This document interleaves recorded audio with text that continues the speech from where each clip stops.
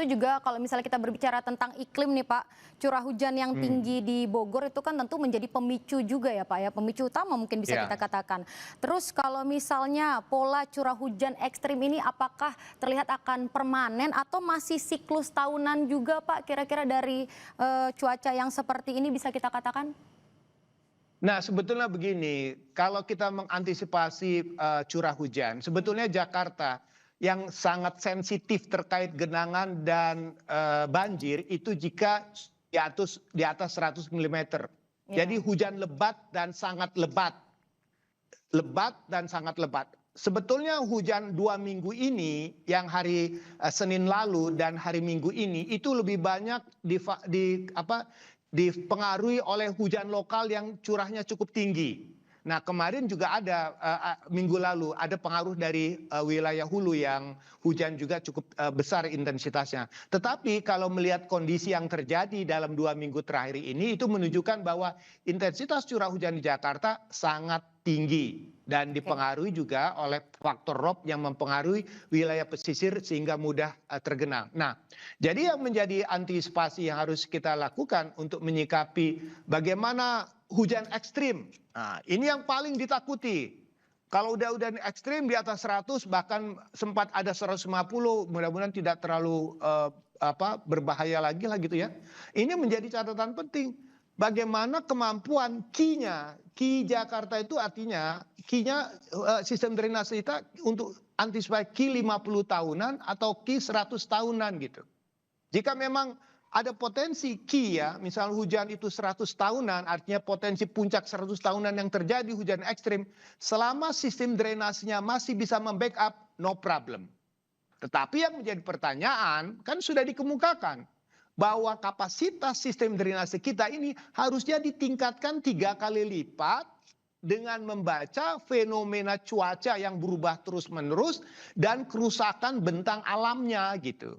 Yang terjadi di Jakarta kan kita sudah melihat bahwa sekarang yang terjadi adalah konflik tata ruang untuk air dan tata ruang untuk manusia. Oke. Coba kita lihat misalnya kasus di Kelapa Gading. Kelapa Gading kan riwayatnya dulu rawa. Beberapa tempat lalu misalnya di pesisir utara, misalnya di Pik sekarang kebanjiran, itu juga dulunya adalah laut. Otomatis kan pertanyaannya, banyak wilayah-wilayah yang merupakan rumah-rumah air sekarang menjadi rumah manusia.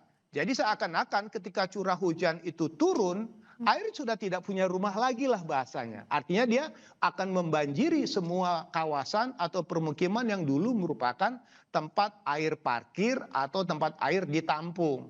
Nah, sekarang pertanyaannya bagaimana upaya kita untuk pemulihan? Ya. Pemulihan yang bisa kita lakukan sekarang adalah ya cara yang paling selamat adalah membuang air secepatnya aja ke laut, tidak punya pilihan lain. Tidak punya resapan, tidak punya retention pond karena kita mau sistem polder pun kendalanya adalah pada pembebasan tanah. Jadi penanganan infrastruktur Jakarta khususnya penanggulangan banjir ini sangat terhambat dengan masalah pembebasan tanah. Harganya sangat mahal sekali. Oke, Pak Yaya, tentu ini masalahnya bukan hanya masalah yang begitu saja, maksudnya ini cukup pelik begitu masalahnya. Kalau kita tarik sedikit ke belakang Pak, banyak juga orang yang menyalahkan kalau bilang banjir kiriman begitu ya dari Bogor. Orang-orang pada bilang kayak gitu. Tapi sebagai pengamat tata kota berarti kalau kita mau mengurai permasalahan tentang banjir di Jakarta ini, mulai dari mana Pak? Harus seperti apa? Apakah ini murni curah hujan saja atau lebih karena kegagalan tata ruang? Tadi juga Bapak sempat menjelaskan, atau hilangnya ruang resapan, tidak ada lagi air mau kemana, kita mau buang juga seperti apa? Bagaimana Pak kalau kita mau mengurainya? Inilah yang kita lupakan. Jakarta dan sekitarnya. Jakarta, Depok, Bogor itu adalah kesatuan ekosistem daerah aliran sungai. Jadi sebetulnya yang menjadi kekurangan pahaman kita seakan-akan ada pemisahan administratif terkait masalah sungai. Sungai Jakarta, Sungai Depok, sama Sungai Bogor. Kemudian mengklaim bahwa banjir kiriman dari Bogor. Sebetulnya tidak ada banjir kiriman, yang ada adalah kesatuan ekosistem daerah aliran sungai. Hulunya itu ada di Bogor lah, Kabupaten Bogor. Tapi kalau hulunya juga rusak, tengahnya juga rusak, implikasi Jakarta. Nah, jadi pertanyaan yang paling menarik dari seluruh penyebabnya tentu akan kita kembalikan. Selama hujan lebat, selama hujan itu tinggi, sebetulnya masalah banjir itu fenomena alam biasa. Tetapi ketika ekosistemnya masih bagus aja, resapannya masih bagus, ya kan?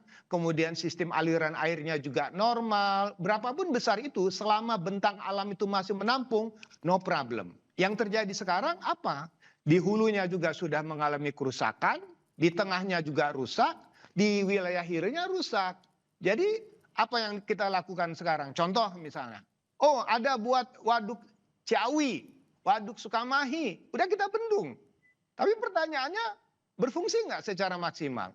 Ada apa fenomena ini? Ternyata kalau dia merupakan dalam satu ekosistem wilayah, tentu orang terus berpikir, hulu kalau dibuat waduk Sukamahi sama waduk Ciawi, berapa potensi pengendalian yang bisa dilakukan Jakarta? 30% air bisa ditampung kalau di puncak hujan besar. Sekarang di puncak tidak terlalu besar dan terlihat dari muka air yang ada di Katulampa misalnya, tidak begitu tinggi. Nah, yang terjadi mengapa Jakarta yang jadi kebanjiran? Berarti ada masalah di wilayah Jakarta ketika hujan lokal itu ternyata mempengaruhi sekali.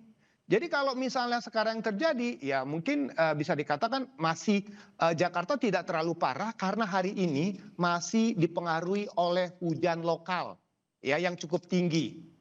Tapi kalau misalnya di Bogor pun hujannya tinggi selama beberapa hari seperti kejadian tahun kemarin, itu menunjukkan bahwa jika di Bogor hujan besar, di Hulu besar, kemudian di Jakarta hujan besar, kemudian terjadi juga banjirop, banjirnya akan lebih besar lagi. Nah sekarang terlihat bahwa di sini misalnya di wilayah Hulu, hari ini tidak terlalu tinggi lah, tapi memang curah hujannya turun setiap hari dengan intensitas yang tidak terlalu besar.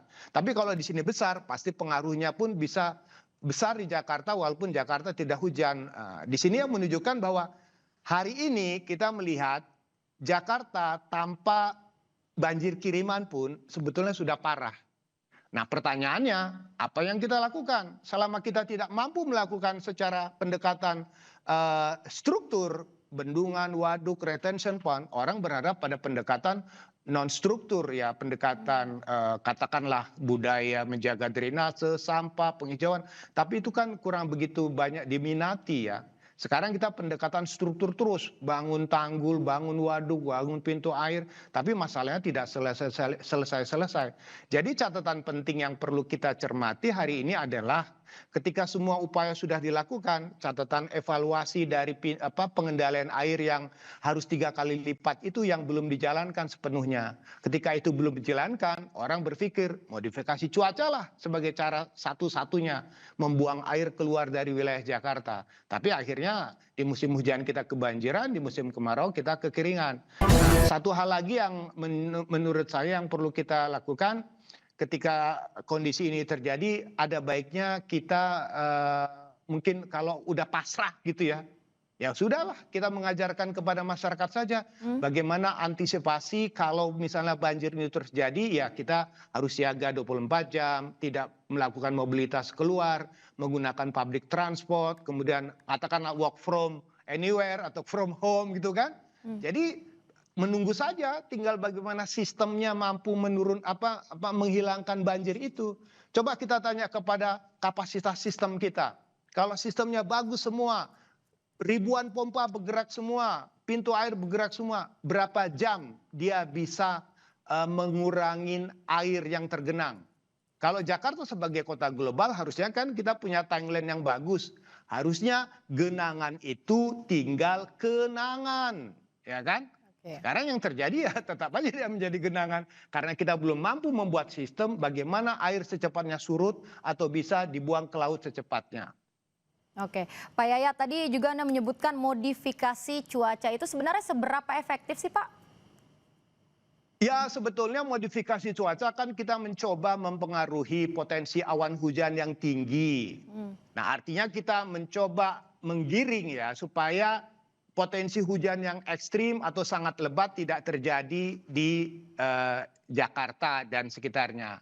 Fenomena tahun lalu ketika banjir besar terjadi di Bekasi, kemudian sebagian dari Jakarta Timur, modifikasi itu membantu ya mengurai potensi awan hujan itu sehingga tidak terjadi potensi hujan ekstrim yang besar dan terulang. Dan itu cukup efektif ya.